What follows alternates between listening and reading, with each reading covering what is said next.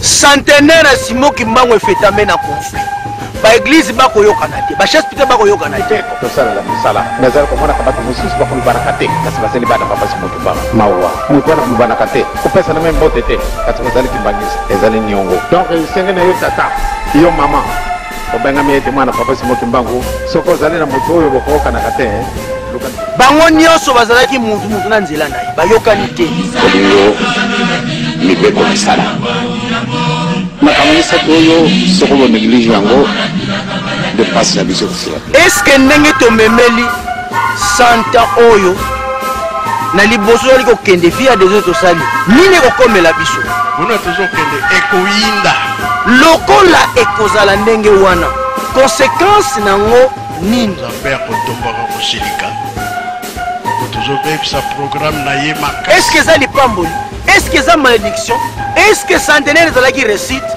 mpona ngai ezalaki échec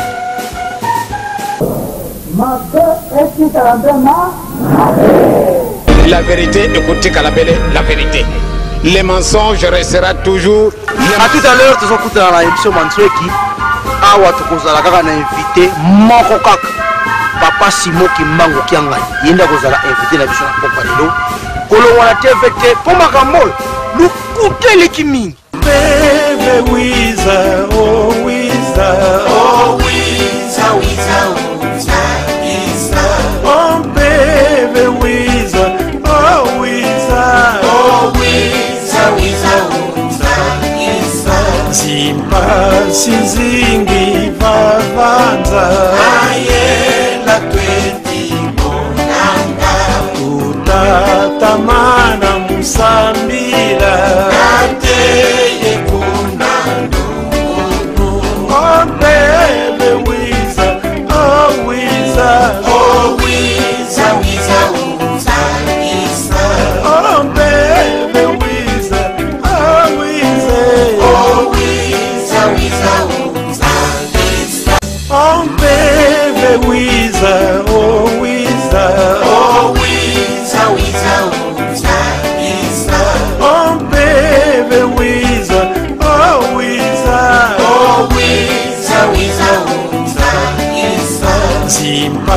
Sinzingi vavanza ayela tweti bonanga utatamana musambira ateye kunando oh baby Wiza oh Wiza oh Wiza Wiza Wiza Wiza oh baby Wiza oh Wiza oh Wiza. Merci beaucoup batata na ba maman poko malamu je sais que boza déjà ko sepela pambate présence na ngai ekopesa kabino moi un plus ekopesa kabino moi toli epesa bino moi litei ekofungola kabino moi cerveau moi moketu kokozala nango pona ba analyse ezali vraiment ko salisa bino mingi et bandeko mingi bazali ko koma pe ko pesa biso ba avis na bango poto évoluer sous makasi vraiment bandeko nyonso Afrique du Sud ndenge boko komela ngai naza komona koma na bino ndenge bozali kosenga pe nazali komona ndenge bozali kosenga ezali kopesa vraiment kitoko makasi pourquoi pas bandeko ya Paris pe bazali kokoma mingi bandeko ya Canada pe bazali kokoma mingi communauté burkinabé malien ya ba congolais bazali mopanjala pourquoi pas ba sénégalais bazali pe kokomela biso ndenge bozali kosenga ke to tchaka ngope moi mokena français to ko étudier pe to examiner pour to sala kapé ba intégral to lobi na lingala to lobi na français kasi na mukolo malelo to sungami na presse ya Mpungu Tulendo TV o ezali na réalisation pe to kozwa lisungi ya caméra ya Don Pemba pe Miteramenga bango kusasa biso pona caméra pe réalisation nyonso ezali na mabuku ya technicien ya Mpungu Tulendo TV coordination à centre Bavo Plante et supervision cabinet ya naturopathe. À la présentation, le naturopathe Jonas Ntsumbu. Mikolo Gombo. Mwana Mpungu Tulendo. Mwana Kongo yende poko zwana ye mwa ba entretien na ngunga oyo po ete to solo la penza kitoko. Kasi ngai pona zwa makasi mingi na kozwa ka prière oyo etika prophète Simon Kimbangu asengi biso sala kango matin midi soir ebi na ngate bino bozali ko sala to bozali kosala te bino na nzambe na bino kasi ngai nazali kosala tika tozwa libondeli oyo ya kafu oyo Vuluzi atikelaki biso tosalaka matin midi soir. C'est parti.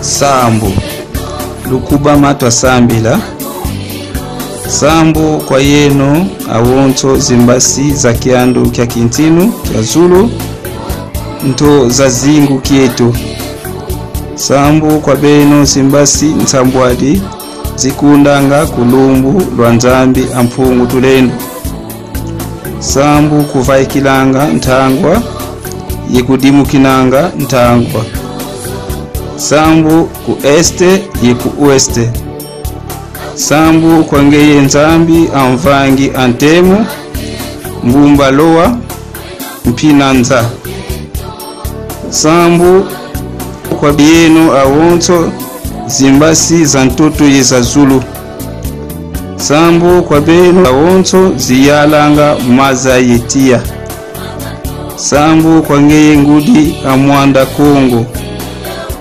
Sambu kwa beno mbasi za zonto za mvita ye ziyalanga kulumbu lwa Kongo ngeye wena nzambi ya moyo ngeti kufyongonena ye kubumbilila ntangu za wontono munkumbu ya menga matengoka muzintumwa zeno za wonto ye mvwezolo awu yikulombele dio ye yikutumini dio o nzambi akalunga nzambi azola wiza yembasi zaku za mazulu yeza ntoto mutulula mabanza yebubu betitatamana vwezila zola kwa kintinu kiaku ndombelevo mvita ya bwadiaka kumputu mpasi nkanda wa ndombe wasikama ye walenda diaka vutukila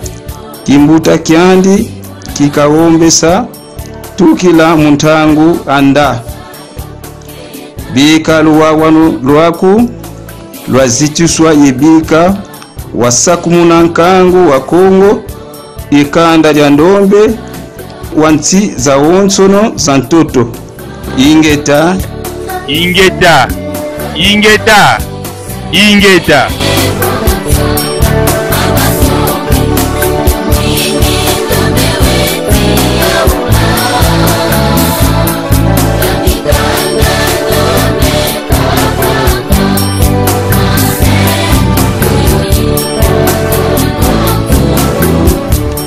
Merci beaucoup, batekuna ba maman. Pour utikola na annonce, lelo tozali na invité moko Papa Simon Kimbangu Kiangani, yende tokozala na invité spécial. Pourquoi lelo? Je sais que akoluba makambu ebele. Biso to comme ça la première partie ba analyse, il y a centenaire auto utiko sala. Est-ce que zali échec? Est-ce que zali réussite? Tout lingito e bango na ba analyse. Est-ce que ndenge to fanda ki banda 1921 tuye 1951 mvuluza tiki biso kina mukolo malelo lo lenge to tamboleli est-ce que eza nango bien est-ce que lo lenge wana photo tambolela en tout cas awa nde to ko décortiquer makambo nyonso bande ko bazali ko komela biso ba message esali biso bien pona ko lakisa ete bino bozali ko landa biso ki tok voilà. Ba tata na ba maman makambo ya molimo ezali mo pasi pona ko comprendre yango ali ko comprendre yango zo senga ba énergie ebele fo tia en place pona yo o comprendre makambo molimo soki o tia ba énergie ebele te eza mo pasi o comprendre makambo molimo c'est makambo molimo eza makambo compliqué yo zo komona te bon batu oyo fo ba intervenir na makambo ya molimo bango bazo mona yo zo mona bango te siko problème kozala na yo est-ce que bayoki est-ce que bayoki te est-ce que bakoyanola est-ce que bakoyanola te est-ce que basepeli te okotokomaka na ba difficulté belé ya ko déchiffrer makambo ya molimo po to comprendre yango bien. C'est na ba mama na sali ba émission ebeli na YouTube aw pona ko expliquer musala ya Tata Simon Kimbangu, musala ya mvuluzi expliquer ki bino biloko ebele ba ona balali pata moninga lelo kotaka na YouTube na biso Mfungutulendo TV tout le long na sali ba centenaire ba spécial ebele na sali kuna pona ko talisa musala na ye ko talisa bandela musala ezalaki eloko nini amona nini voire même bato ebele ba intervenir batata ona ba intervenir batata mfadi ba intervenir ba papa dangena ba intervenir bato ebele lolenge ba intervenir pona ka kolakisa ete monene ya mvuluzi kasi na mukolo mwa lelo na lingi to salaka mwa évaluation muke parce que papa Simon Kimbangu kiangani akozwa biso tango mulayi akozwa biso bena tango mulayi na ye masolo na biso na ye kozwa tango mulayi alongana ko salaka ka mwa analyse papa ba mama centenaire auto sali na kotala boye eza échec na kotala ngo kaka boye eza vraiment échec ya makasi ba église nyonso même la grande église Kimbangisi eza centenaire avec vraiment échec eza dans tout le plan, c'est-à-dire premier cadeau oyo penza ya malamu oyo liya ko bouger trône ya Tata Nzambe Mfungutulendo Nzambe na biso oyo liya ko bouger bisika mvuluzi avandi azali ko konza mokili oyo ezalaki ka cadeau moko oya malonga penza ya kitoko ezalaki kaka tolingaki tozala biso nyonso esika moko soit na Nkamba soit na Kinshasa soit na stade do batu nyonso ba se retrouver esika moko tomoni papa Nguzo ako yamba papa ne Mwanda Ntemi ako yamba papa Yangani azo ako yamba Mbuta Menga ako yamba papa Sunga c'est-à-dire bakoladi wana il y a cause à la cadeau moko extraordinaire. En dehors de ça, cadeau munene les sous o il y a ko pesa mali sous na bango église Kimbangisi en privé. On a lobby d'une manière générale. Biso bangunza nyonso, ba chef spirituel nyonso, ba représentant légal nyonso, ba mikuda ba tata mpadi, ba tata onda bango nyonso esika moko ba célébrer fête avec pompe. Maintenant cadeau mususu église Kimbangisi okolia ko sala ya kokutana na bandeko ya papa Simon na cadre ya église te na cadre ya ba cousin to salela mibeko to salela misala nazara ko mwana kabatu mususu bakulu barakate kasi bazeli bana papa Simon Kimbangu mawa mutu ana bulu barakate ko pesa na même bote te kasi bazali Kimbangisi ezali nyongo donc sengena yo tata yo mama obenga miete mwana papa Simon Kimbangu soko zali na mutu oyo bokoka na kate lukanzila. Mais étant que ba cousin bakutani bana papa Leki bana papa Kulutu bakutani bapesani bambote ba s'excuser ba tikali na relation na bango familiale il y a cause à la cadeau munene au église Kimbangisi il y a ko pesa pa ya Mvuluzi Simon Kimbangu lokola esalemi libongo te sur le plan national esalemi libongo te sur le plan interne il y a église Kimbangisi et ça les milibongote centenaire oyo ezali échec de fêter centenaire avec hypocrisie c'est-à-dire de sali sembla Fumu Kimbangu wa mobikula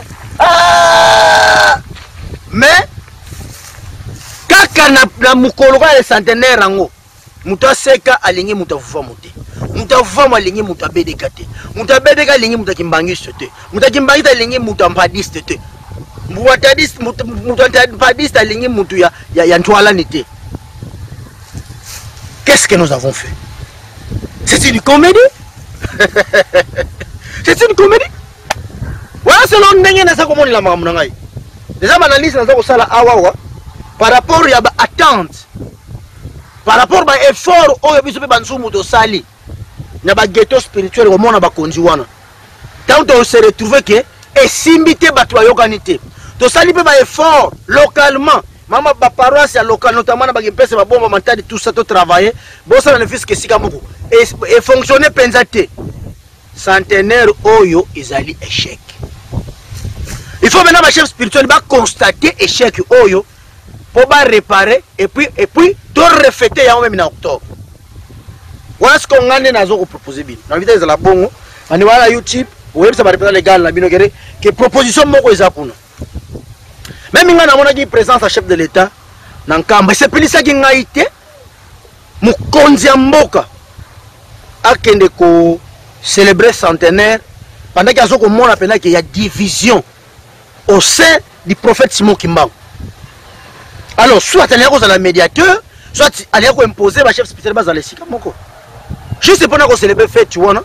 Et puis il tient un discours devant tout le monde. Devant Bangunza, tout bazawana, tout bazawana, le chef de l'État, il donne les avis et les instructions. Il y a mon État qui me condamne, boeto que les boété, et puis tous à la boy. Le rôle là, me condamne est simbité. Mais comme on a un cas, babisiko kei, grand frère na petit frère, baloba na kate, bakuta na kapete. Je ne sais pas. En tout cas, suite à l'ikama me condamne, on a beaucoup de commentaires. Peut-être n'engue pas amoni pena que non bana papa d'angende bazate bana papa qui sologele bazate c'est même ceux qui peut lobela qui logo ni na bilangati si on ngani nazo ko so conseil chef de l'état je devais pas tenir de discours encore alors bon to se pele na fête et puis to s'occuper la soir ma mesure oyo ya férié tout na lobela ngona kini même na biro na parce que légitimer des choses comme ça to koyokela yango passe. Ndenge ka tosaleli centenaire oyo toujours risquer to yokela yango passe. Makambo molimba ko sakana kana yango te. Toujours risquer to yokela yango passe, to yoki penza passe pour makambo. Na mingi na bobo na ngoti ba blague, ndeti ba bla bla bla bla bla bla, ndeti biloko moya pamba, mais ba oyo basali na spiritualité vraiment na maboko. Na biso tozali ko meka yango moke moke. To moni penza ke danger munene.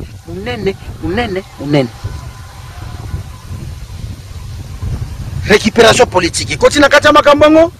Ba posa ya nzoto. Continue makambango. Tribalisme. Continue kata makambango. Haine. Continue kata makambango. Alors aujourd'hui, même si c'est qu'on présenter Simon Kimbangu sur le plan international, batana ma maman. Mutu moko te azana monopole ya Simon Kimbangu.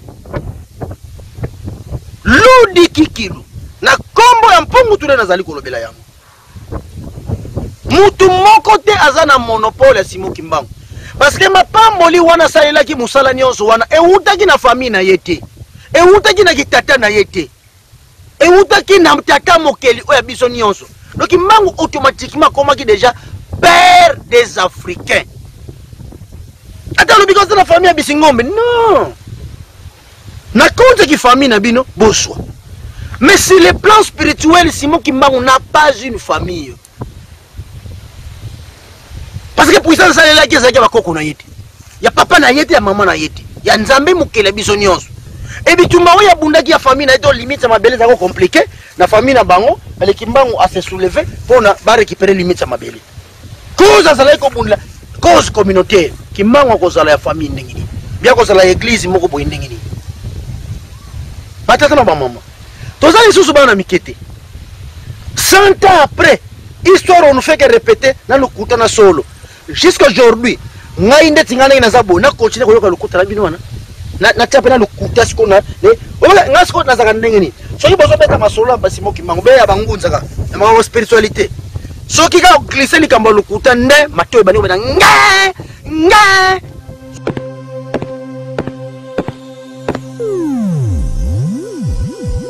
Cela yuka avec le lukuta. So biso nyoto comme na niveau wana ya sonnerie de mensonges beta kana mituna biso ikuiko suma biso makasi. Maintenant lokola échec. Nini esengela ki to sala. Batata na ba mama. Tous bananu na passé. Bon to koyo futur. Vie présent et futur. Tout dans na passé. Papa Simon Kimbangu tango akangami na famille na yeti. Que bakanga la famille na ye bakanga kina baina batu ya babota mususu na bikolo mususu likambu bakangela ki batu wana ezalaki parce que bazali ko soutenir vision ya Simon Kimbangu ya combattre colonisation na domination yango bakangamela nazo ko insister likambo oyo nazo ko insister yango parce que ça ba biloko tozwi pena pa ina yemo ata oboye za ndenge wana Simon Kimbangu akangamela pona cause ya église te akangamela ki pona cause ya batu nyonso e batu balandaki ye bazalaki bakimbangiste te par exemple Tata Mpadi na église kimbangiste balingi kotanga yete tata ntwanani balingi tukoloba kombo wana te même en guise de reconnaissance batu ba mitika ki biloko na bango balandi te Tata Mpadi alandi Simon Kimbangu kuna kele côté la prison basa e benito tantole. Alors ensemble ya batu oyo il faut to yanda la pasi na bango.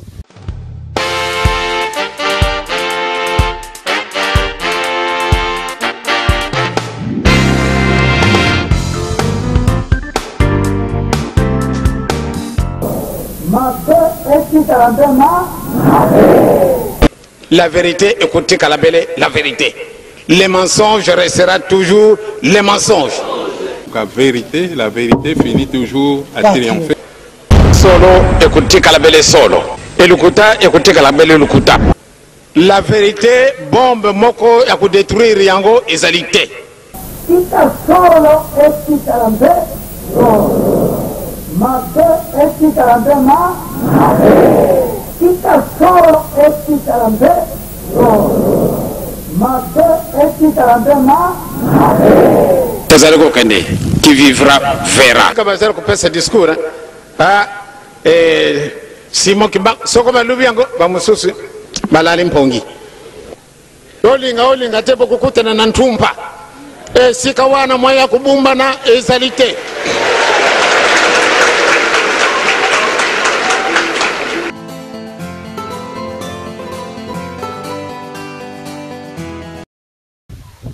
Bana ba yanda la passe na bango de génération en génération en génération. Je me fais comprendre. Vous comprenez?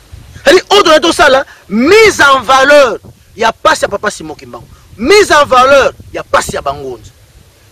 Deuxième chose, lorsque la prophète Simon Kimbangu a yebisa ki biso ba pesi pouvoir politique, pouvoir scientifique, pouvoir spirituel, c'est que to linga ki to sala nini. Biso to linga ki ko luka l'état te. L'état ne il faut aya pa Bangonza. C'est parce que boza unité, boza divisé. Et église et comme il y a qui jalelo na l'état. Parce que maman, papa d'angena est fier. Et on a kumbi sakapena papa d'angena. Kasavu baso qui ne kolukaye na naku. Kasavu. Même Mobutu. Azo paye la Mobutu la dictature. Quand il a quelque chose, il va aller chercher d'angena. Soyez bien que yaka dimanche, akoya dimanche. C'est le contraire aujourd'hui. Bangunza bakomi ba jalelo. Bangonde fo bakene ko babakene ko pesa mukonza mboka baba formule spirituelle pata musamboka nde mukonza mboka nde nzambi na kaye banguzo zo ko comprendre te donc vous comprendre responsabilité na binoti ya ona comme benga ba escroc aventure batalo kuta. Est-ce que vous comprenez? Le président Félix Nengaza Ndengwana il faut assez ressourcer na bangunza po azoba orientation spirituelle parce que Congo koko diriger yango te sans osala quand même na moi dosage ya Simon Kimbangu faut na moi base moko boye surtout vana na Kabila awawa bambule belé moi ba sekel wona mais ko maîtriser muke et puis si pe sagesse et puis si pe no ndinga sala ki wona boyebi binomo maintenant na centenaire oyo ce qui président aseka ki bangunza basangana isika moko ba former force asengi na église kimbangisi basangana bango nyonso bana batika mbuta dangena na mbuta kisulokele et pe sous force ale force wana basangisa ngo suna isika mo ba concentrer yango papa aïe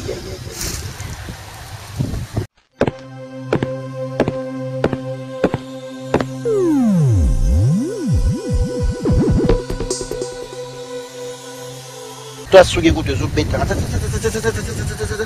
amoni moni tuma lo lek ma mo limo mo ko limo moni ma mo suki sugi tsan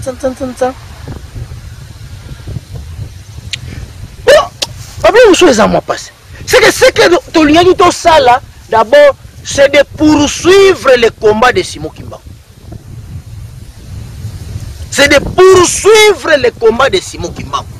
Premier de l'autre tout ça. Et l'autre tout ça, on même n'est tout ça ni par église. Mais bisogno de un objectif moko, il y a que poursuivre le combat de Simon Kimbangu, il y a nini, il y a révolution, il y a que combattre la domination, la colonisation dans toutes ses formes. Tel que Papa Dangenda l'a fait. L'église devient qui djalelo. Si on le tout ça là qui a monté, n'a pas à expliquer wana. C'est-à-dire, biso de n'importe quoi veiller na mukonja mboka. Eh papa ça ça bilan. Si toute l'église qui m'a à l'expérience sur biloko wana. Élevage, agriculture, et là qui biloko oyo, l'église devrait imposer et pas mukonja mboka. Angwe baby kino photo ya loso biso moko mukonza mboka salela biso loso to sala bo bozo pesa ba idée so ke mukonza mboka ofro tonga boy otuzangi bilamba ofro jeep boy boy babi jalelo ba chef biso le jalelo ba jalelo lela flatteur el musala penza ofo bosala bo tshela bino yango pemeni bo uzo bino musala ya bungu Saba nyama. Tato bimina mulongo batu teto ndenge nini? Pamba teto bimina no na mulongo na banyama te. Sako bengi biso makako. Pamba te différence. Na batu wana pamba te bango ba sala le côté. Po biloko ngai tem na loba papa dangi na mimonela yango ke. Na no pena to bimina mulongo batu te. Ça clair. C'est vraiment clair. Le message est clair. Si tu as le combat pour poursuivre yango te, tu suis la doctrine moko fantaisique to tie.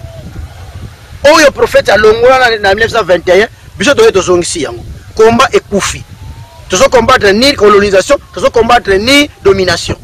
To lingi maboko, biso susu to zana na mobiki sina biso, to komi kozela susu, Yesu aya ko saela biso bikamwa po mboka ebongo. Batu bazo ba ndengo na balobi biso nde tozana Simon Kimbangu bazo zela Yesu susu aya kozongela bango. Donc je sais pas donc na côté au côté en profondeur makamususu et kozala ka passer. La vérité écoutez Kalabele la vérité. Les mensonges restera toujours les mensonges. Tezana ba mama. Bozala mobikisi. Oya sa azana nguya ya makamunionso. Ba preuve bozali komona na misu na bino. Mikolo yabo komona bwe bomoni mikolo yabo komona bwe bomoni mais bozo lobi ono il faut yeso uta kuna soki wapi akena ko pemela azonga awo aya ukangola bita sikola mboka oyo batizana ba mama kongole nyoso nzambe asalela ye chinois ye asombi mabele akomotekela congolais zelo akomotekela congolais sable makayas gouvernement zo kosomba sable na chinois Chinois zali ko sala ba prière butu moyi ko bonde la al nani Bouddha aya na Congo na paradis. Mais Congolais sala ba prière butu moyi yake va na Chine.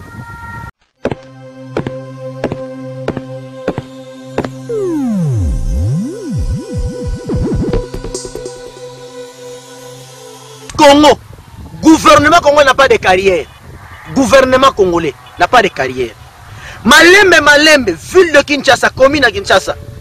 Et ce kende malembe na maboko ba étranger ba libanais ba kingandi tout ça baso ko som baso benga ba baso ko som ko déloger biso na ville nyonso 50 ans après boso ko mesurer ba danger congolais linya longo na mboka ne ko fana na kin na ville na bomba zo na matadi chinois zo luka azo uta na ba ville minene ba yuani soki wapi aye ko vanda na mbaka ngosi ake ko vanda na Gombe Matadi ake ko vanda na Luozi et muta Luozi alingifa kindiki mais chinois uti na ba vila minene kure kenda kateba autoroute mais ya lingi ake de valo na ina Luozi moni place to bebeli moni musala fale to sali yango te jalelo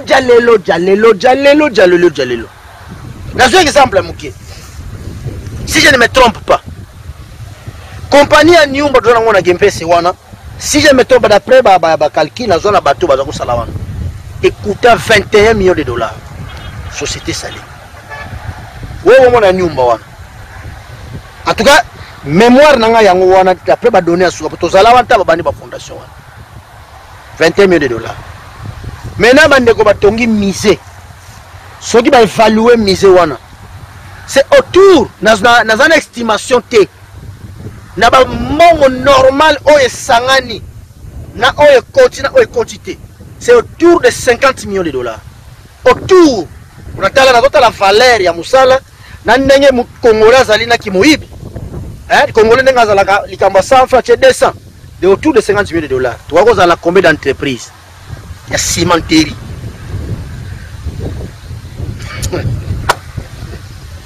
mais qu'est-ce que c'est une force? Tu as combien de cimenteries? À toutes conditions, quand tu as un fumou qui m'a dit que tu as mis ça là, tu as mis ça là. Tu as mis ça là.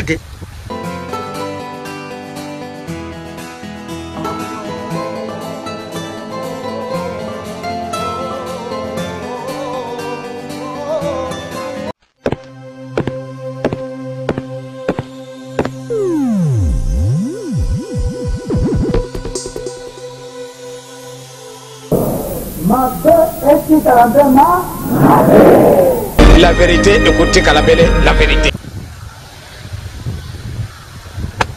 C'est parmi les valeurs où Simon Guimang nous a enseigné de s'auto-prendre en charge, de combattre la domination et la colonisation. L'homme mbongo nyonso bopesa ki ba chef spirituel batu bosambelaka. Pesa ki ba chef spirituel. Et là on est là. Oliana comme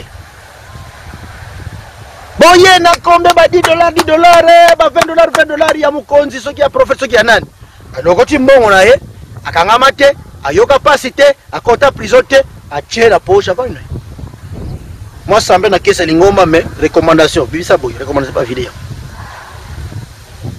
ozomona teke so to sangani biso nyonso to concentrer ba force mais si to ko silisa chômage na mboka oh to silisi yango na joli bilo exemple amuke mbongo ekoti na misé et quand on a besoin d'entreprise, mi balé à cimenterie. À toi, moi, mi balé. Au moins, mi balé. Bah, tu es qu'on a un canal au Mogo, ou tu es après, ce qui te suit, va bénéficier. Papa, il y a des retours à cabine, barrage, hydroélectrique, l'ampioc. Voilà ma projet. Voilà ma projet. Ça devait générer combien? Donc, tu peux te dire, maman, Moussala offre de ça à tout salité. De combattre, alors, Moussala offre to salate yango to sali, c'est-à-dire to installer ba église. To utiliser la même escroquerie à ba chrétien. Et ça m'a bonanza ma pambola yo. Soko pese beleza fambo le bezo pese muke ndako na yo na lola bazo tonga kokula ndako mndeleza kuna soko pese ndako. Tout ça mais même pratique. Oh yo to bima ki to zui révolution. To bimi na biloko wana. Tango prophète akei to zui to zongi na biloko wana. Na salité to côté sur na potepoto. Moussala fallait to ça. Si on a salité, na présent, to se retrouver na batu oyo bazali kuyoka na te. Na batu oyo bazali neti babinemi, neti boza to neti baza batu ya po mususu, neti batu baza batu continent mususu. Batu baza na kati ya matadi. Biso na seka. Biso na fufamu. Baza bango na bango ba africain. Okutana na nzela, biso batu DKB, batu église des noirs. Bino batu ya kimbangu kangani ozomona degré ya bêtise degré ya buzoba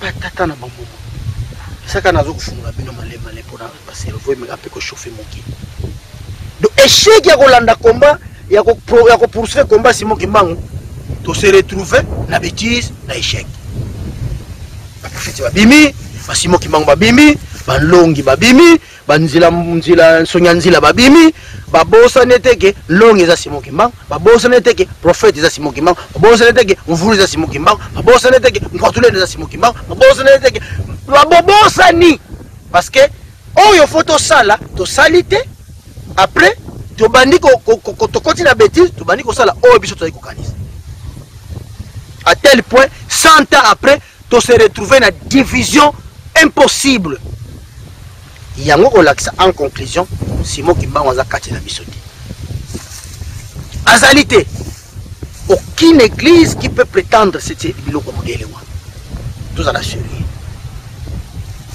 maintenant tout ça les 100 ans ça les 100 ans tous les autres se retrouver les tout ça 100 ans les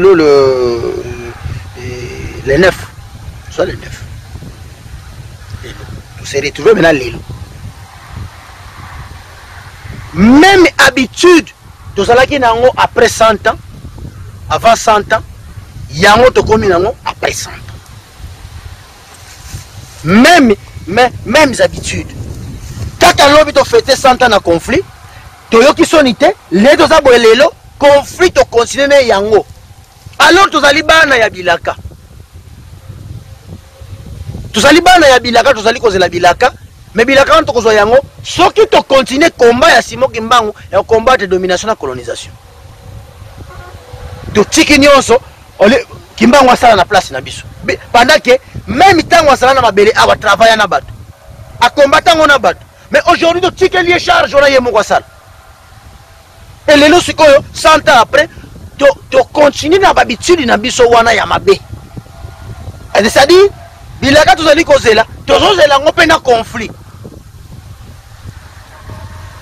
tozela ngo pe na conflit ne tozaboye tozela ngo na conflit fumuna mwana sema tozela bilaka na conflit fumunkuso tozela bilaka na conflit fumenga menga tozela bilaka na conflit papa Simon Kimbangu yanga na tozela bilaka na conflit papa Mpadi papa Lulendo Mpadi fils tozela bilaka na conflit mbu papa Wonda papa Neromba papa Descartes bazozela bilaka na ikisi kuna na conflit papa Mayala bazozela bilaka ya Simon Kimbangu na conflit papa Mbumba Philippe bazozela bilaka donc bangunza tu bazozela bilaka Simon Kimbangu na ba conflit alors première étape ayebisa ki biso alwengisi biso ayebisi biso bozala mayele parce que tango bato bakozwa pouvoir côté kotika la wana bakona yokela mindele donc bozala mayele ne loko wana alors fallait biso to bana ko veiller sur l'instruction prophète parce que c'est la première étape il faut surveiller l'état congolais biso bangunza muto pesa ki indépendance biso bangunza to buna ki indépendance attention avec la colonisation attention malembe colonisation e bandi kozonga na misu ya bangunza bazolo ba pe eloko te bazo constater peut-être que colonisation zokozonga jalelo abizo to ngi to tonga bo biso papa président sala besoin sa bo même ku tungana za mkonza mboko tata onda ko tira ket photo tonga temple tata pada ko tira ket photo tonga temple kimbangise lo bisu kina yoki suba tonga so eloko nini mwana nsemi batongele kinlo mbutankuzu peut-être kinlo mbutamenga président ko résoudre eloko nini va pesa combien na ibela biloko wana soki ezalaki kaka moko kosalika moko monene lelo oyo mise Simon Kimbangu oyo esengelaki bana Congo nyonso fo bacontribuer un groupe de gens ka basali yango est-ce que en terme ya réflexion na lolenge Simon Kimbangu azalaki mipesaki mpona biso nyonso lolenge bakimbangisi baaplikele ezali bénédiction be ezali malédiction nga nayebi te banalize na motu bani même au sein de l'église Kimbangise parti ya bato mosusu oyo papa nange na tikaki comme bandimi na ye bacontribuer te na construction ya misi wana ezali bénédiction to ezali malédiction bino ka bozosala bozolanda ngai bozosala banalise mais ngai étant que chercheur négro africain on azali kolandela bunzambe oyo fonctionnaka ndenge nini nazali kotala nazali komona tozali kokende maleme na danger monene oyo ekozala immesurable so nazali komituna est ce que bangunza bazali komona to bazali komona donc na présent oyo pe tokoti na 100 ans na conflit c'est que nazali ja komona likama munene likoyela biso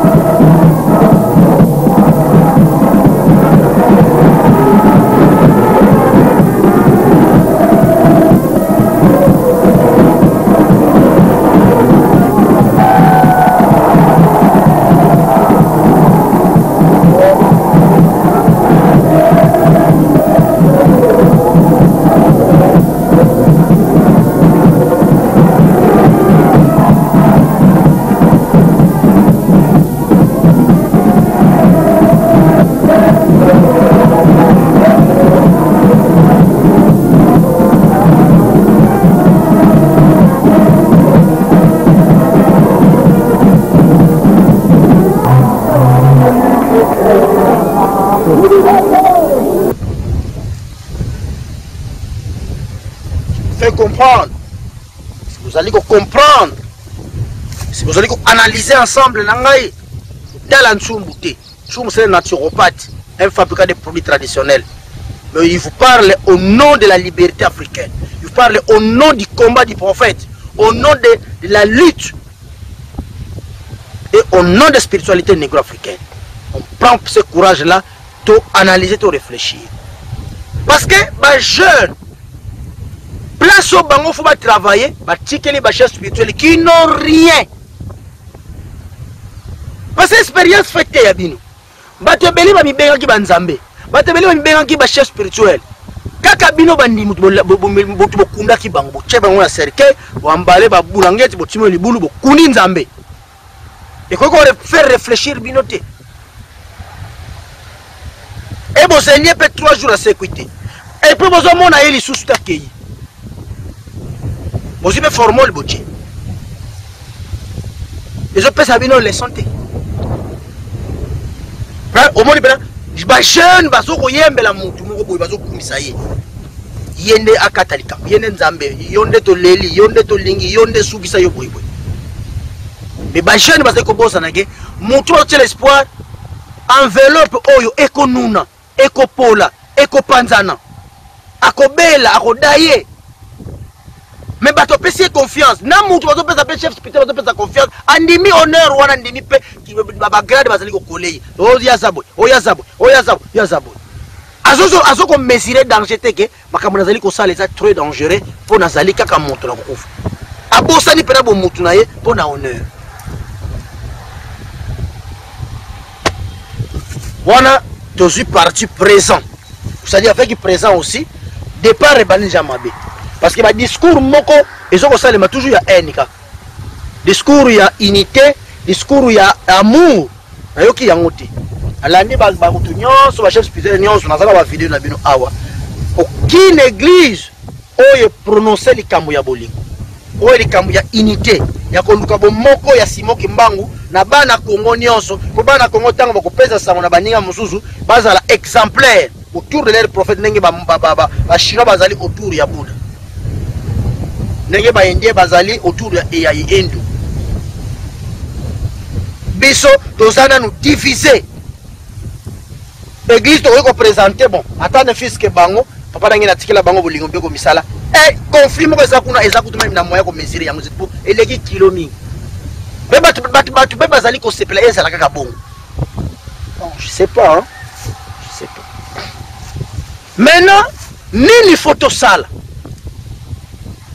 Maintenant futur. Au présent on a outil décortiquer. Donc ça la résumé après ce que papa Simoki Mbangu qui a gagné lobby. Les lois ont invité spécial. Nini fallait tout ça la sco place tozali. Na mukolo ya lelo 100 ans après. Première chose fallait que j'étais base fondée sur les combats des prophètes Simoki Mbangu. C'est-à-dire de rentrer encore pour combattre la colonisation et la domination. Sur base, il y a ma instruction oye mwatikaki. Parce que étape to comme ici ko tozo zela arrivé de longue. Longue maintenant akoya ko comme les pas ya nani. Parce que la grande église qui mangé c'est baza même pas ko reconnaître longue one. Pour la bango longue ici il y a déjà. Alors le prophète appelle ça qui étape il faut une longue période. On va une longue ici il y a déjà. Mutangusu, muta aseka, muta mbedeka, mutonyo bazali na bolingo te. Sikoyo, wapi longi fo acha makolo na ye. Est-ce que bilaka wana binenge bozoko mona la bino ekokisama na période na biso? Il faut fo bazela nanu bokufa bino nyonso. Il faut bokufa bino nyonso ne bozane wana pour permettre au nouveau classe spirituelle ezwa isika pour la baser sur le vrai amour pour permettre l'ongi. Bino bokomona longi te ba vie nyonso wana na kombo ya mpungu tulende bokomona longi te parce que vous allez mutema mabe. Vous allez vraiment un véritable aventurier. Vous allez aider jeunesse te. Vous allez faciliter jeunesse te et se découvrir et comprendre soki bino bozana bilendo bozali na bitezo pourquoi ba jeune na bino bazali komona te pourquoi ba jeune na bino mitu efungwami te pourquoi ba jeune na bino ba créer te soki bilaka ezali na maboko na bino ba papa bilaka ya mfumu kimbangu bo matabo kite ko salemela ndenge alobelaki yango mutu moko azana droit ko forcer azali te même bocha makelele na bino wana mutu moko te ko forcer tata wana ndenge abongisela makambo na ye e ko salemela lolenge wana.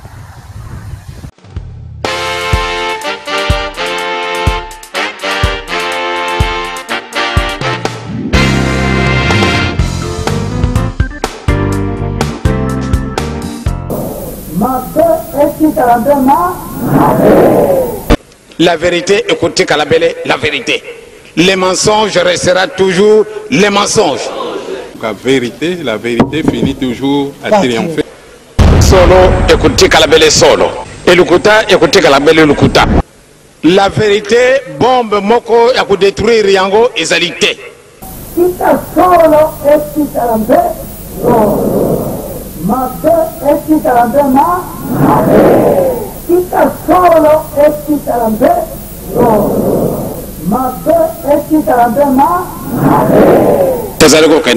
qui vivra verra. Comme ça, on peut ce discours. Simon Kimba, Sokoma Lubiango, Bamususi, Balalim Pongi. Olinga, te bokukuta na Nantumpa. Sikawana moya kubumba na Zalité.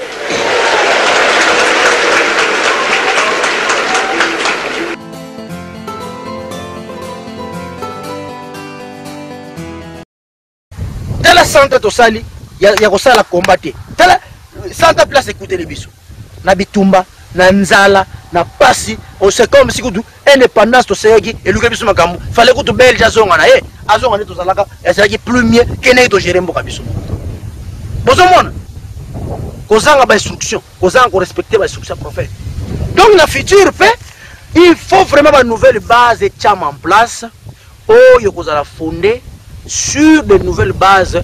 Ils allaient reposer sur le combat et la lutte de Simon Kimbangu et ils allaient encadrer par Bouling. Donc maintenant, discours, il faut échanger dans l'église union, ce discours fait comme ça. Il y a deux sangana, deux yokana, deux alailoko moko. Nkamba ekotika la incontournable siège spirituel du kimbangisme. Maintenant, il faut tous se tomber d'accord dans makambo ibele. Il faut pas faire.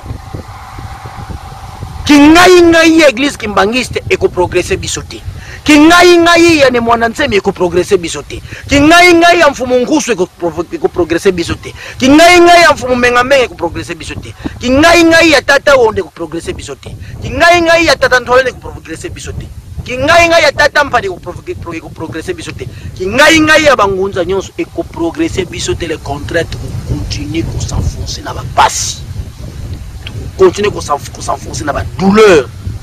Pe n'ayez pas d'angé dans l'oba. Yen n'a mon lagi soki toke na makambo yo lenge oyo colonisation du Kosovo.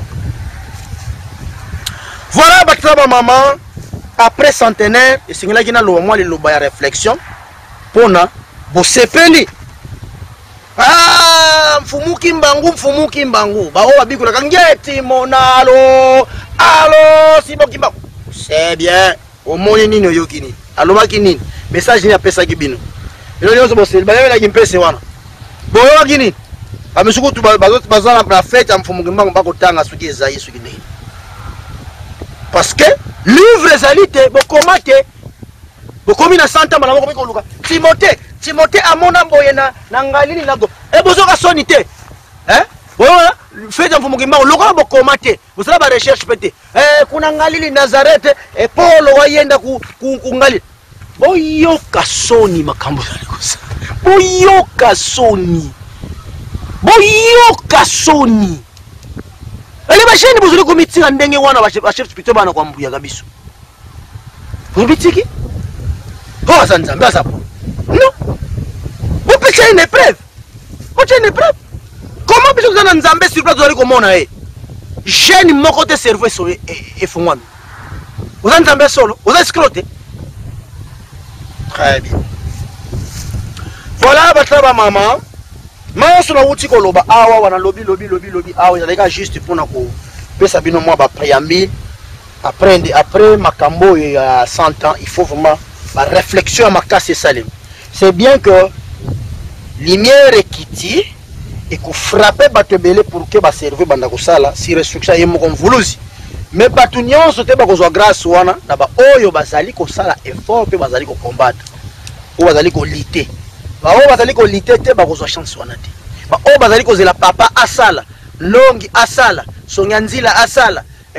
Mfumu asala soki na nini ndenge bo ba kosokozela bongo bokozala kaka bongo bazo skroke bino bazo ko rançonner bino matin midi soir bozala kaka bongo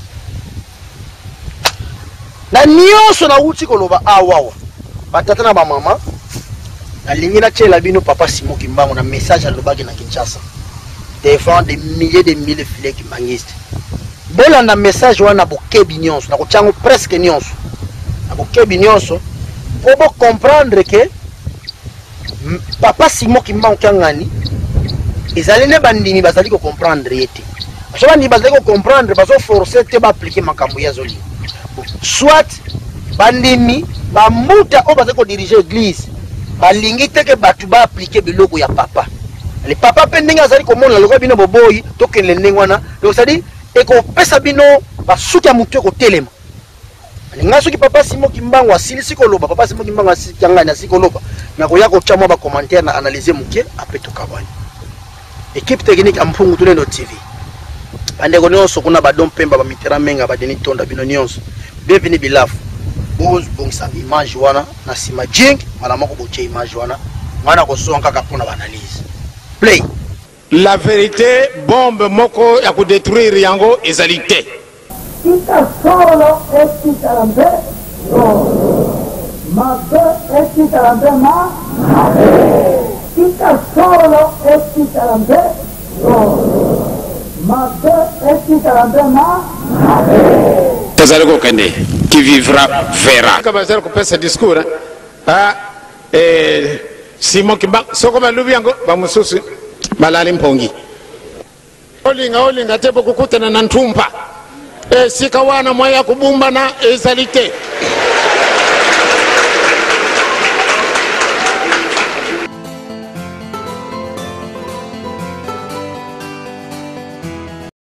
Za ko insister likambo oyo. Biso ba jeune ya tata Simon Kimbangu. Ngomba ya tata Simon Kimbangu. Dokota kana makambo te. Ndenge balobaka na lingala ke kuna tozokende ekoyinda. Dans Nzambe akotombaka kosilika otozobebisa programme na ye makasi mais période koloye solobilaka yangoyo période tata Kimbangu alobaki yangoyo tango pe ba papa baza kolona biso période yangoyo signe des temps tango ekokani luka Nzambe na yo te biso lukuta te biso songi Ate biso makambo ya ndenge na ndenge o ezali ke ezo pesa kanda na tata Nzambe. Tata Nzambe azali prêt. Ndenge balobaka. Ikolo se ekoleka. Est-ce que liloba na yo na ye ekoleka be ekoleka te? E kino ekosalama mi pepe ekobanda. J'étais qui Sugi ozali awa naza koloba bino bobima mupepe bandi biso tolobi RDC to bongama pamba te kanda ya Nzambe komi pene kambo tata Nzambe za koluka likambo kambo moko ekosalama banda mokile salama nano emonana te me mikolo ezali kopusana kanda ya Nzambe ekomi pene tomelengela mutu na mutu azwa na position oyo ya kobikisa molimo na ye zali pamba te tozali kotonga Yerusalemi batata batikaki biso Yerusalemi yango wana pamba te makambo eza kokende na ndenge ya mabe Congo Brazza Congo Angola totikala simate oeza kolobama mukolo na mikolo kanda ya Nzambe ekomi pene tosalela ndenge tata Nzambe alingi tomisalela te oyo ya biso moko ekomema biso na mpasi po deja sine ezali komonana ya mabe surtout na RDC za kolinga koyoka te peut-être kobandela pa na biso na RDC mpona nini Nzambe nde akitaki kati na biso ata balobi tozosambela moto tosalelaka moto kasi yo kolanda wana te landa obikisa molimo na yo je te qui mopepe bandi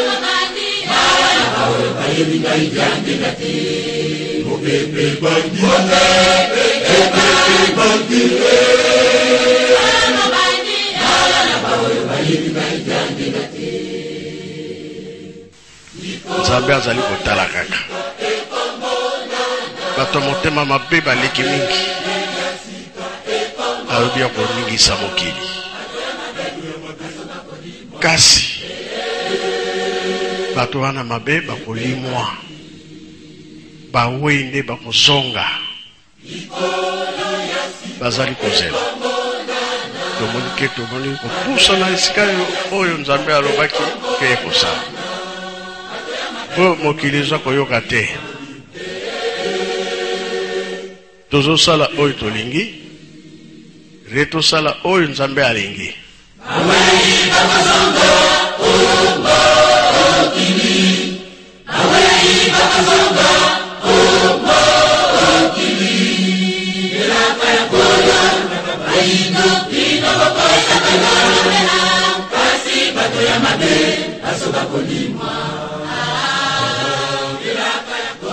po mokili ndenge tokomi kotambola décision eza na maboko ya tata Nzambe soki toke kosimba esika basimbaka te pasi na biso ntango wana nde emonani po ezomonana ndenge tozotambola kimi eza koyakaka te kimi eza koyakaka te tokende kosimba esika basimbaka te pasi ekozala be ekozala te na ntango wana kokimela wapi avion ekozala te bato ekozala te minduki ekolela te makambo nyonso oyo tosali na maboko etelemi oyo kokende ezali te anakende na poto avion okomona te bato okomona te train mpe okomona te eloko moko okomona te bakati yo mapapu mpe bakati yo te bakati yo makolo mpe bakati yo makolo te sikoyo koloba nini na ntango mpasi tolelaka nani asala nini kasi tolingi kimia te tolingi ka mobulu bato bamona mpasi bato bakufa kambo moko ekosala na mokili banda mokili esalama nano emonana te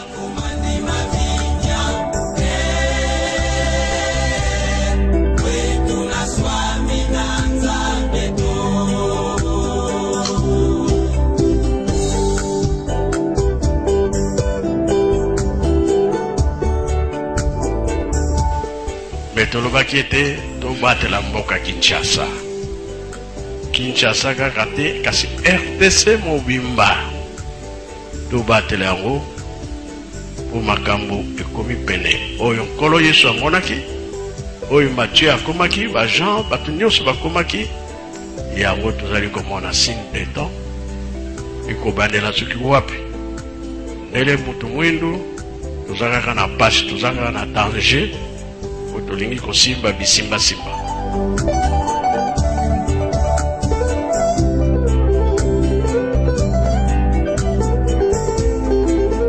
mokili mobimba eza koningana enini etikali kanda ya Nzambe ekita esilisa biso nyonso mais ekosilisa bato nyonso te. Eza na ba oyo baza na bilembo na ye basalelaka ye na solo, bango wana nde bomoi ya seko ekozala na bango, ata moke bakoningana te. Me mutu wana akufa kala, mena ntango liloba ya Nzambe koya, sekwa ekozala na ye. Kufa na sekwa etambolaka ensemble. Tozali bana ya batata Simoki Mbangu, foto te ya na mingi tozali kobunga nzela,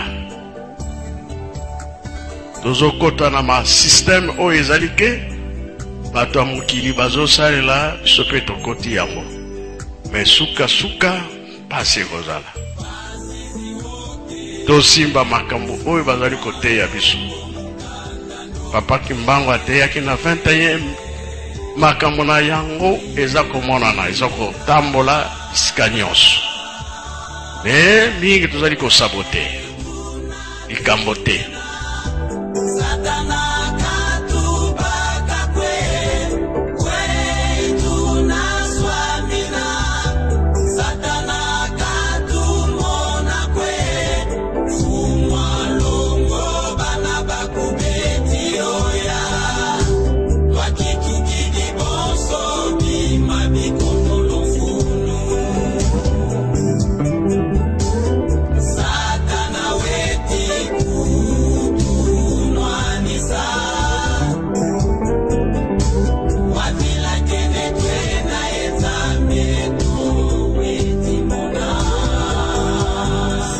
Kimbangis moyi tolembi do tolembi tangu ikei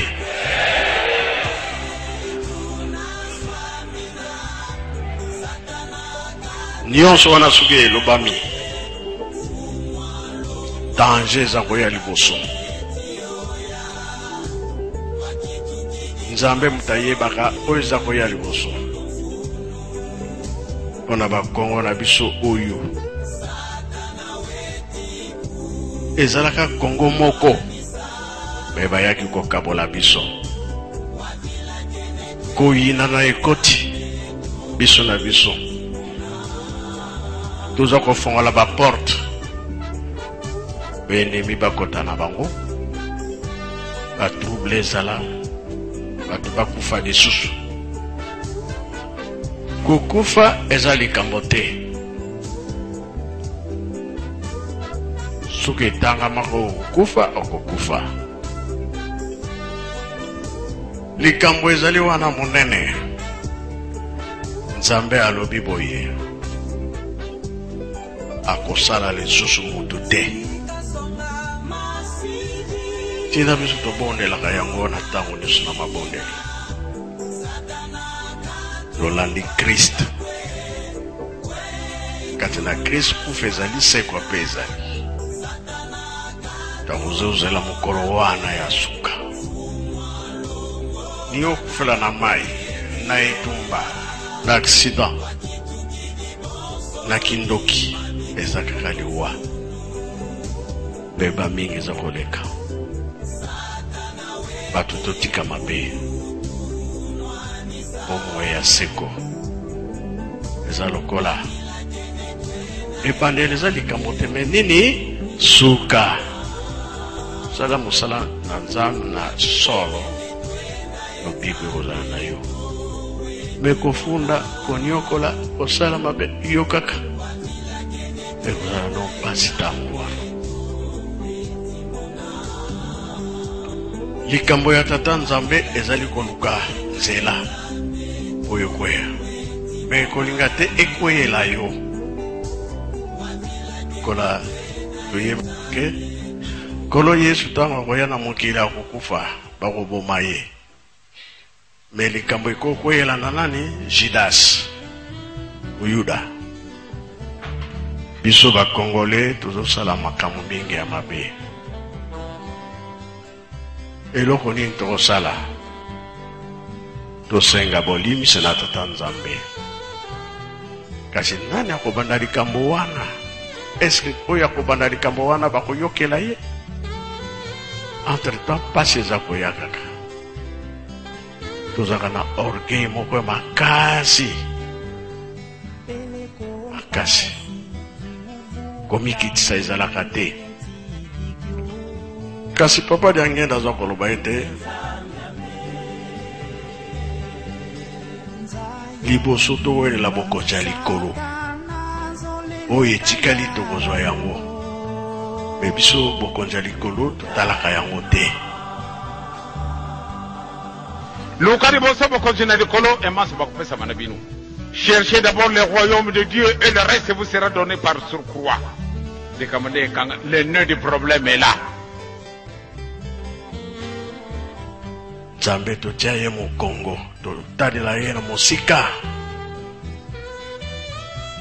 Soki olusi kwangana yo ozwi likayabu ole esili kamba Nzambe etali yo te. Babongo soki mpasi ezwi yo okimela epai ya nani? Mingi baloba biso si tosinya na Satana. Bazali be bazali te. Bamususu tolobi biso na Nzambe. Na Nzambe na Satana nani mokonzi? Nani asalaki moninga? Sike Satana asalaki motu te. Meto kangami na ye pona nini? Vraiment tolobi mingi. O danger zali komona na RDC. Mokili atata smoki mbangu. Eyo kanaka sango ya mabe, makamu mabe, susi ezali te. Mingi kubaka zokoloba oyo boya ye nango. Tokoka na biso nyonso ndenge moko. Usapi yango esiwe esimbi moto. Basi wana ekendaka wapi? Na motema. Nzambe mabwako likambo te. Ngana kotalela bilonga.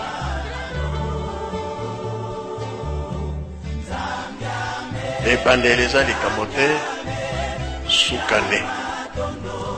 Mingi akobanda na ye kosambela. Suka lembi na ye.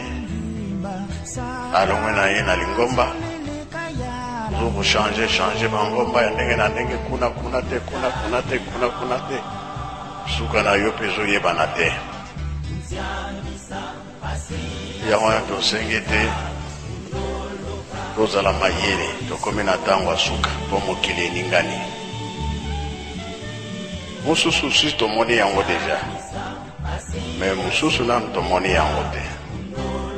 Oyo kozala makasi eza koya liboso mpe bilembo ezali komonana. Mokili bakoya kotemoigne kosala ya moto na moto. Mokili mobimba mibale bamoni pasi. Kolo Yesu na tata simoki mbangu bayebi ke biso bakimbangiste. Bayebi ke toyebisika Nzambe azali. Yuda moko akosimba elamba bazala 10 memanga esika Nzambe azali. Tanga na soki pa place pour mon yango. Yo zona devoir moi na RDC. Soki toza koloba ke mokili bakoya awa.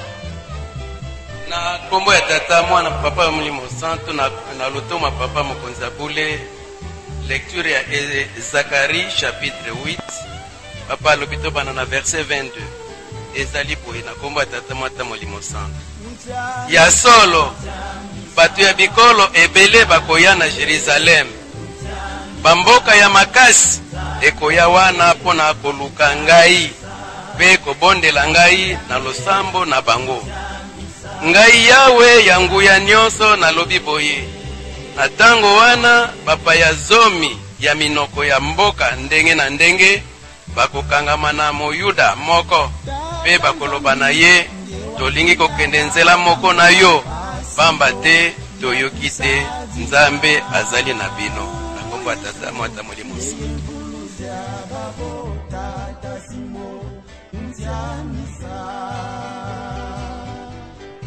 Mutu na mutu fa batela bandimi na ye tindaka mondimi to batu na moto te sika moto ezali tinda mutu mabe parce que makambo mingi tosalaka tosengela ngo kolimbisi te tolobaka kaka esala nango eloko te katango olobi bongo nzambe azotalela ngo na ndenge mosusu yebaka ntango wana obebisi likambo oyo bapesa oyo zala sir nango me tobebisa te motindami ya nzambe basakanaka na ye te mosali ya nzambe basakana na ye te ndenge tolobi ke tata nzambe azaka na programe na ye yango nde apesaka na bato soki totali koko ya abraham ye mutu azwaka crise ya liboso crise wana ntango esali akimelaka wapi na Egypte mpo na nini akendaki mboka mosusu te kaka Egypte nzambe atikaka mwana na ye te kaka kino akendaki kuna crise mibale ndoto ya Farao makambo ye kumona na wapi na Egypte me na kati na bitumba na kati kowelana na kati makambo tozosala nzambe akopesa bamboka na biso eza kimia oyebi eloko ekitaka na RBCD valeur ya likambo oyo eza na biso tozoyeba yango te ntango abraham crise ezalaka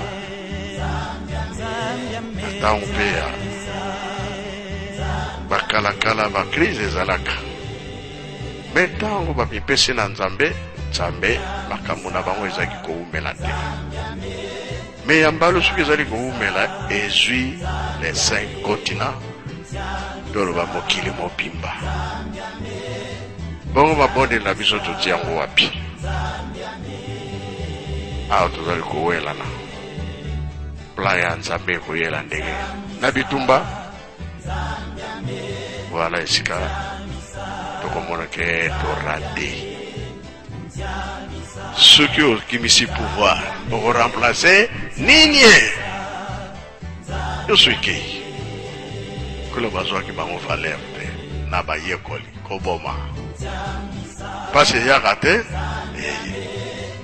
tozosambela na biso me ndenge nkolo ebongiselaki makambo na ye tobongisi yango kasi aye koloba lisusu ete pasi koya liboso ya kosakana te na bato na mokili mobimba cœur bakowela na bokonzi mai makotonda kufa ikozala mingi bamaladi ya ndenge na ndenge mpona do bamona te tremblement mabele koningana mai makotonda bayekoli batuni yango ekozala ntango nini ntango na biso te na ekeke ya mine 4e génération yango bie yango te alobi kambo nzambe ata eumeli ekosala bie ekosala te me baza na patience mingi likeke nyonso oti koleka likambo ezalaki te tozalaki malamu bagere ezalaki me ndenge ya lelo te kufa ata ezalaki me ndenge ya lelo te maladi ata ezalaki ata ya ndenge ya lelo te mpona nde nzambe alobi ndenge ekozalela yango tolobi nyonso oyo tozali komona na miso kambo nyonso eza na papa tata nzambe soki mpe bolimbisi tosengaka na tata nzambe bango baza ya kosilika modèle toza komemela mokili yango te biso bakimbangiste tozala mayele mpe batata balobaki na biso fo tosambelaka mingi mingi mingi ntango tozali kosambela tozali kozwa mpe ya mingi.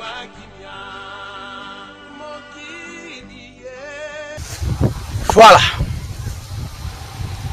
Salinga choc na motema. Passe. Passe na motema. Akotuna mutu moko awa. Ndeko na ngai George de Lungana na Kimpesi. Est-ce que Yuki? Papa Mbala le secrétaire général à FS. Na Masele. Est-ce que Yuki?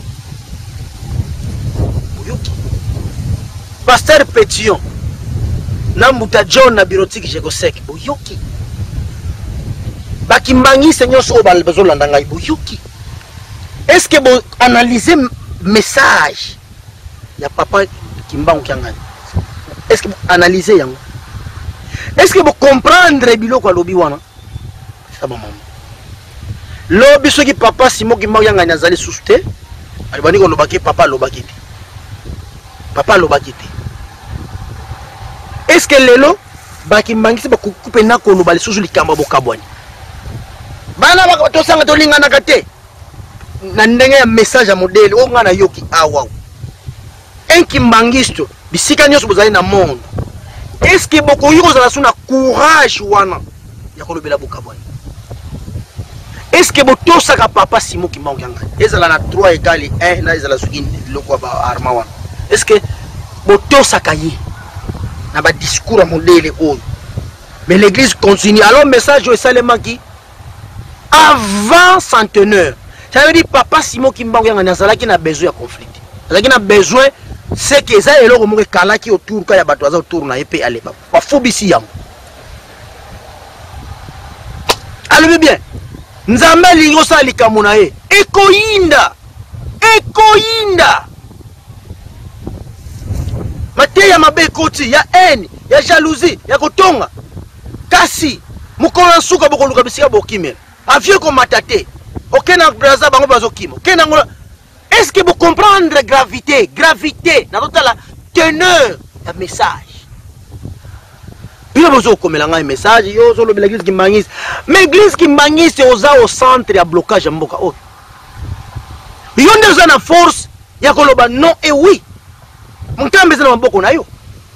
Au-delà ya kora Simo Kimbangu tozongana na nkama parce que mabele osalisele kizawana. Ma ezawana. Mais yuna nazo ko bloquer. Il faut me condamner à concilier. Yo zo kene ko concilier mo condamner. Zo kene ko kunza melaye. Ozo kene ko yonde ozana na makambo Kimbangu atika fo yebisa ye tela mukonzi makamba tika yango bo mukonza azo ayeba ko appliquer lango ndenge nini. Bozo sunga bakonza mboka te. Kijalelo na kijalelo. Bino nyonso chef spirituel. Comme ici chef de l'état c'est comme ceux qui et là on a dit business na bino politicien tika la politicien mais mon limo faut encadrer politicien c'est que politicien encadrer mon limo et tika la ko salema jamais même dans l'ancien temps tela biloko kususa papa Simo Kimbangu wasa papa Simo Kimbangu Kiangani très clair alors ngana zala ki pena sur même tika un jour to ko yoka réconciliation ko salema nenga za ko kanisela ngai ndenge na munena yoka message oyo parce que ça fait 2 mois passés. Je pensais déjà que peut-être il a des tractations au sein d'abord de l'église va mekana ko zonga sa unité pour to ya ko luka moyen ndenge ni to kende ko salela ke to koma mena parce que bilaka ezali nini église moko ekotikala bilaka yango wana aloba ngo kombote bo wele la te po bino bo wele la so bikali kabino bo wele ah lo bikali kama long bino nyos bo komi long ah lo bikali libundi mo na sala bino nyos libundi mo na sala aloba ngo kombote longi ba loba kombote aloba ni clan na ye ni tribu na ye ni province na ye aloba kombote ako uta pe na Zimbabwe longi yao be biso to bani ko landele na Zimbabwe ou bien na Sénégal bien na Maroc to ko lande bani ko landa yiko to futa ba chicken ndenge pe ba to uta kabisika bazoke ninka a définisate il peut ramasser n'importe qui to rater pe loko ba Congo bukata teke lo ya ozalaka mu Congo na ba bêtise tozali kosala oyo longi okomona pe ba lokoti na Togo e bimeli kuna bino botanga Bible il paraît Yesu alobaka yango ke mutu akobima sui côté ni yo bona bima ba yuda ko pona lo il paraît ko longola ngona po ka lo bagilo ko donc batisa ba maman to soki mokonzi azolo soki chef spirituel na bino zoloba bolanda makambo azali koloba. Si vous lui posez des questions, vous lui posez des questions. Si vous dites Bokozala kaka bongo, peuple mon côté est développé dans ma prière.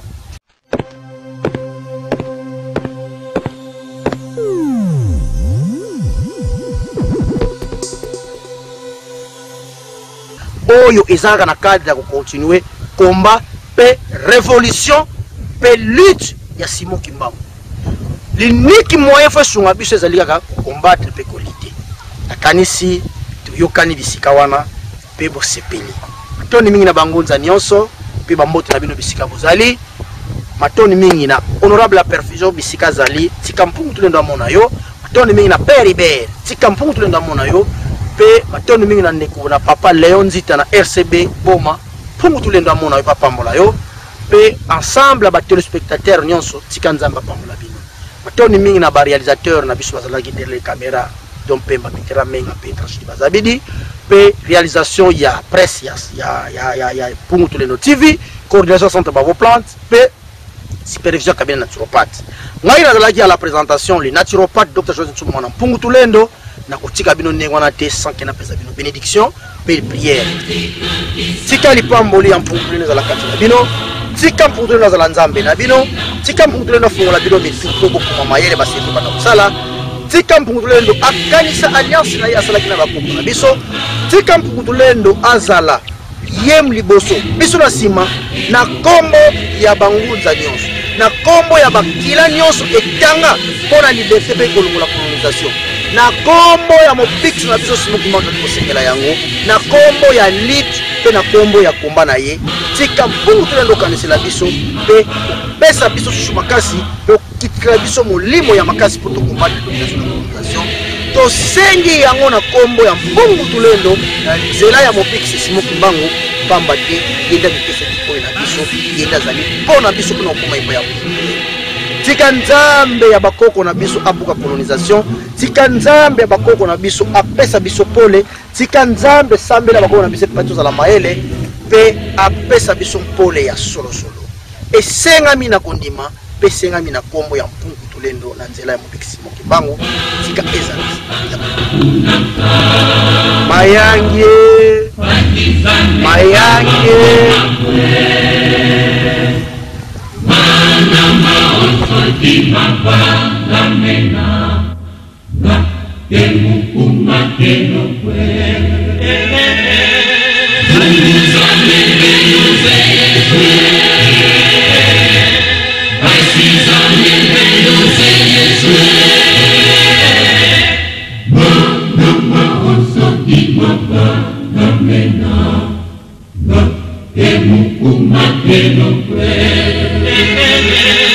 Zungu